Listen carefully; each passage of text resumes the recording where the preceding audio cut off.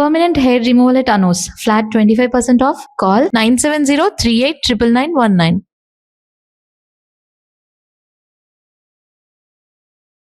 Ma'am నమస్తే అండి. నమస్తే. మ్యామ్ మెనోపాజ్ అంటే జనరల్గా ఉమెన్కి ఎంత ఏజ్లో వస్తుంది? మెనోపాజ్ అనేది జనరల్గా 45 దాటిన తర్వాత, అంటే ఇప్పుడు చూసుకుంటే 45 తర్వాత స్టార్ట్ అవుతుంది. మెనోపాజ్ అనేది ఒక ఫేజ్ అమ్మా. అంటే అదేమి ఇలా వచ్చేసి ఒక సంవత్సరం అలా ఉండదు. కొంతమందికి 5 years ఉంటుంది, కొంతమందికి 10 years నడుస్తుంది, కొంతమందికి 6 years, కొంతమందికి ఒక 1 year ఉంటుంది. అంటే వాళ్ళ దాన్ని బట్టి ఉంటుంది మెనోపాజ్ అనేది. మెనోపాజ్ అంటే ఏంటి, మనకి పీరియడ్స్ ఆగిపోవడం. అవేమి సడన్గా ఆగిపోవు.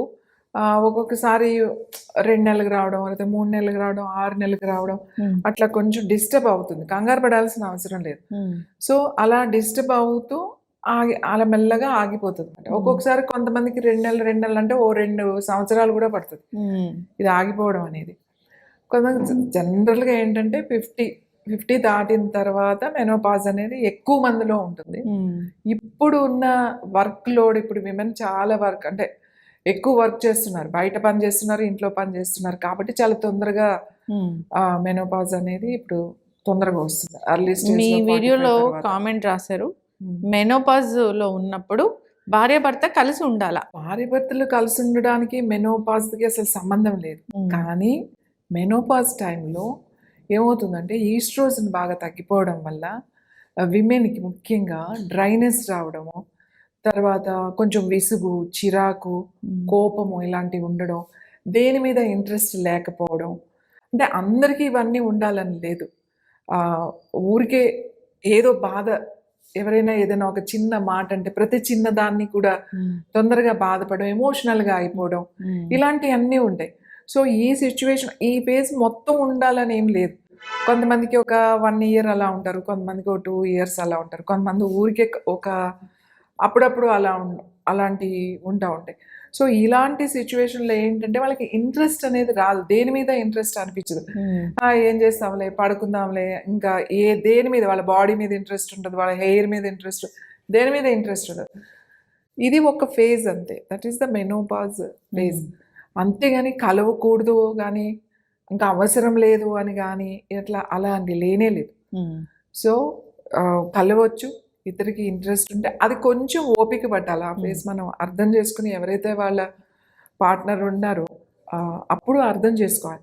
It the same time menopause విమెన్కి ఎలా ఉందో మెన్ కూడా ఆండ్రోపాజ్ అని ఉంది, మెన్ మెనోపాజ్ అని కూడా అంటాం. సో వాళ్ళకు కూడా ఒక టైం, ఒక ఫేజ్లో వాళ్ళకు కూడా అలా ఉంటుంది.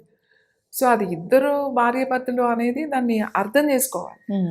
వాళ్ళ ఏ కండిషన్లో ఉన్నారు అన్నప్పుడు వాళ్ళకి కొంచెం ఒక టైము, వాళ్ళు ఏదైనా రిలాక్స్ అయ్యేది అట్లాంటిది ఒక ఇవ్వాలి. అంతేగాని వాళ్ళని ఫోర్స్ చేయడం, లేకపోతే వీళ్ళు కూడా బాగా అగ్రెసివ్గా మాట్లాడడం అవసరం లేదు. ఇంకా మనకు అవసరం ఏముంది, ఇంకా మెనోపాజ్ కూడా వచ్చేసింది కాబట్టి మనకు అసలు ఇప్పుడు చాలామంది ఎలా ఆలోచిస్తున్నారు, మెనోపాజ్ కూడా వచ్చేసింది, నాకు ఇంకా మెన్తో పనే ఉంది అనుకునే వాళ్ళు కూడా చాలామంది ఉన్నారు. కానీ అలా ఏం కాదు. ఇది కొంచెం హార్మోనల్ ఇన్బ్యాలెన్స్లో మనకు అలా అవుతుంది. అప్పుడు మంచి నిద్రపోవడం, మంచి ఆహారం తీసుకోవడం.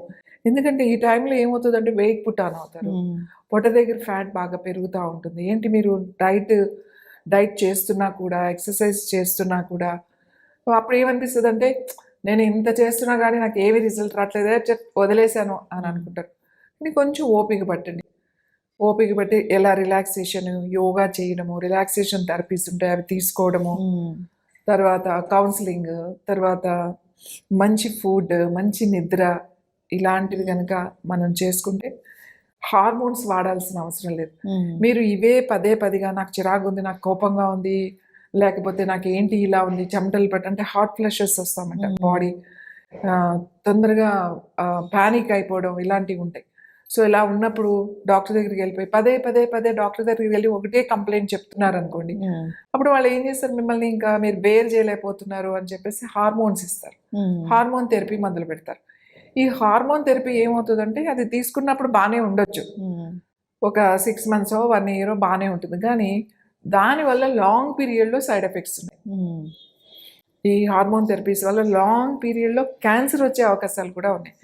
అందుకని మీరు ఇలాంటి ఇష్యూస్ ఉన్నప్పుడు మీరు కొంచెం యోగా ఇలాంటివన్నీ చేసుకుంటే ఉంటే, యోగా థెరపిస్ట్ దగ్గరికి వెళ్ళి మాట్లాడటం ఇట్లాంటివి చేస్తే మీకు ఆటోమేటిక్గా ఈ ప్రాబ్లమ్స్ మెల్లగా మెల్లగా సాల్వ్ అయిపోతాయి. అదేం పెద్ద, ఎందుకంటే 9 నెలలు మోసి అంత నొప్పులు భరించి డెలివరీకి అంతా ఇదేం పెద్ద విషయం కాదు. కానీ అదంతా బాగానే చేస్తారు, కానీ ఈ మెనోపాజ్ ఇష్యూకి వచ్చేసరికి ఎందుకో చాలా మంది చాలా డిస్టర్బ్ అయిపోతారు.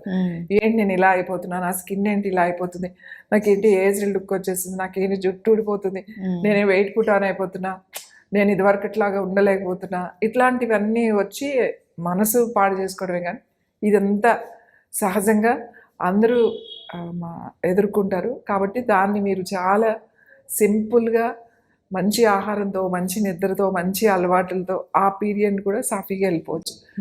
సో మెన్ అండ్ విమెన్ కలయిక అనేది వాళ్ళ ఇంట్రెస్ట్ని బట్టి, వాళ్ళ ఇద్దరి విషయం అది, వాళ్ళ ఇంట్రెస్ట్ని బట్టి వాళ్ళకి ఈ ఏజ్లో చేయకూడదు, 60 ఏళ్ళలో అవసరం లేదు, 70 ఏళ్ళలో అవసరం లేదు, 80 ఏళ్ళలో అస్సలు అవసరం లేదు, అలా లేదు. ఈవెన్ విమెన్కి కానీ, ఈవెన్ మనకి ఆడవాళ్ళకి కానీ మగవాళ్ళకి కానీ. సో వాళ్ళ ఇంట్రెస్ట్ ఉండే దానికి ఏజ్తో సంబంధమే లేదు.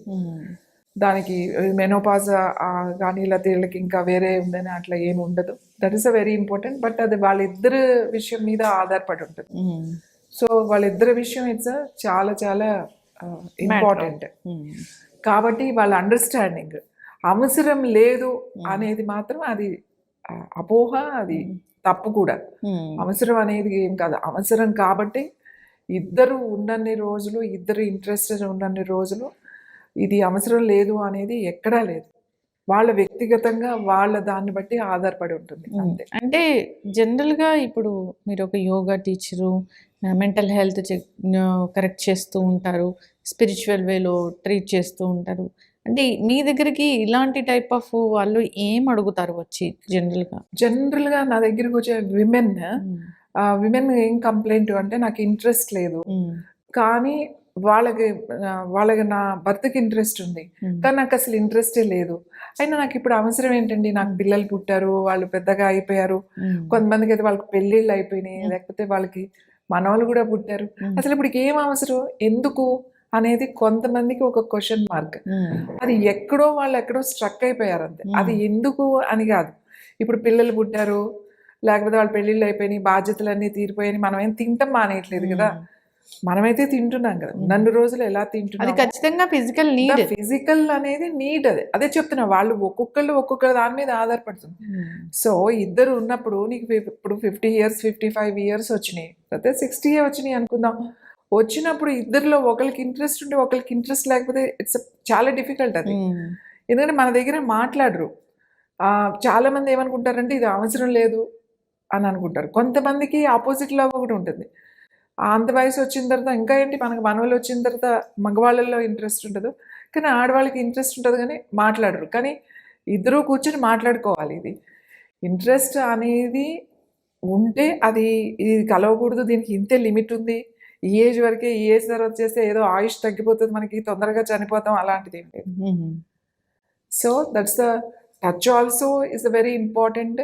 ఎందుకంటే హార్మోన్స్ అనేవి మనకి లాస్ట్ వరకు పనిచేయాలి. ఆర్ మెన్ ఆర్ విమెన్, ఎవరైనా ఆడవాళ్ళకైనా మగవాళ్ళకైనా హార్మోన్స్ అనేవి ఉండాలి.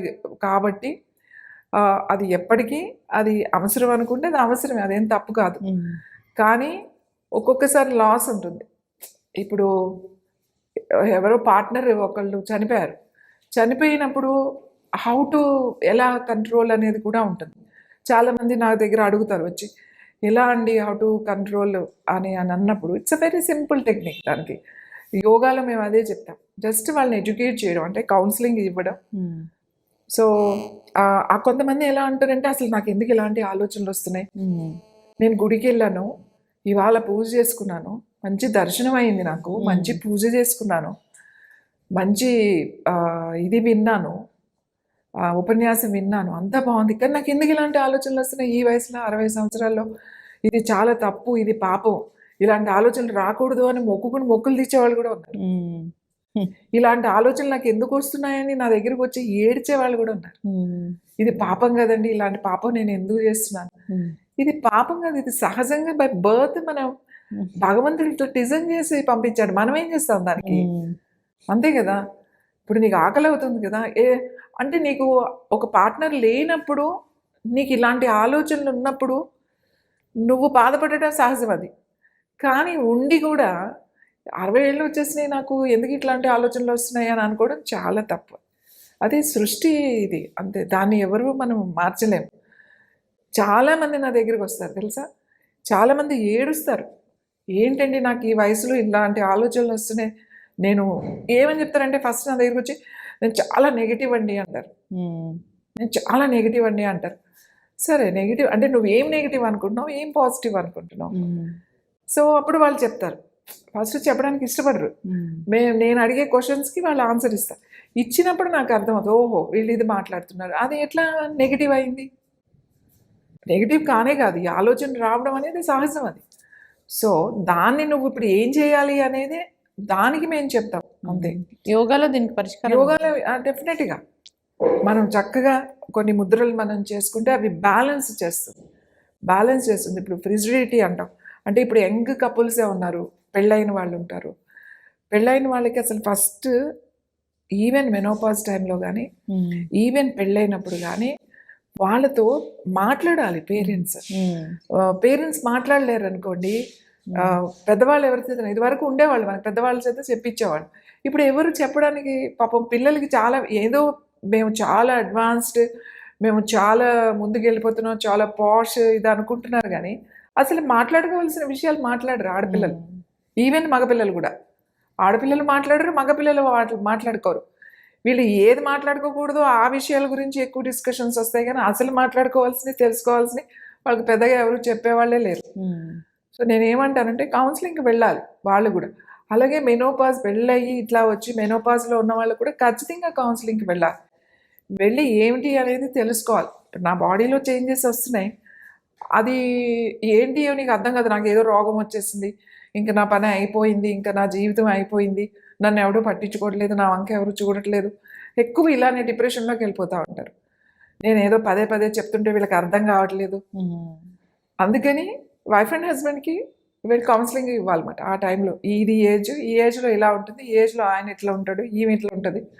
సో మీరు ఇట్లా ఉంటుంది కాబట్టి యూ అండర్స్టాండ్, అర్థం చేసుకొని ముందుకు వెళ్ళాలి అనేది. 50 సంవత్సరాల వరకు ఒక జర్నీ అండి. 50 సంవత్సరాల వరకు పిల్లలు, చదువులు, పెళ్ళిళ్ళు, వాళ్ళ సెటిల్మెంట్స్ ఇదే అయిపోయింది. 50 years 55 వీళ్ళ మెనోపాజ్ అయిపోయిన వరకు వీళ్ళ టైం వస్తుంది. ఆ టైంలో నువ్వు వేరేలాగా ఆలోచించి నాకు ఇది అవసరం లేదు అని అనుకుంటే అది చాలా తప్పు ఆలోచన. ఒకవేళ నీకు అలా అనిపిస్తుందంటే నువ్వు ఖచ్చితంగా డాక్టర్ని కన్సల్ట్ అవ్వాలి. కన్సల్ట్ అవ్వి దానికి ఏం చేయాలి అనేది ఒక ఎక్స్పర్ట్కి దగ్గరికి వెళ్ళడం అనేది చాలా ఇంపార్టెంట్. చక్కటి ఇన్ఫర్మేషన్ మ్యామ్, చాలా చక్కగా చెప్పారు. అదొక ఫిజికల్ నీడ్, సహజంగా అది ఉండే ఇష్యూనే. సో దానికోసం ఎలా ఆలోచించాలి, ఏంటి యోగాలో ఏమున్నాయి, దాన్ని కంట్రోల్ చేసుకోవాలా, లేకపోతే ఎట్లా ఫీల్ అవ్వాలి, మెంటల్ హెల్త్ని ఎలా కరెక్ట్ చేసుకోవాలి అనేది మీరు చెప్తారు కాబట్టి ఇబ్బంది పడుతున్న వాళ్ళకి కాంటాక్ట్ చేయాలని కోరుకుందాం. చాలా చక్కటి ఇన్ఫర్మేషన్, ధన్యవాదాలు.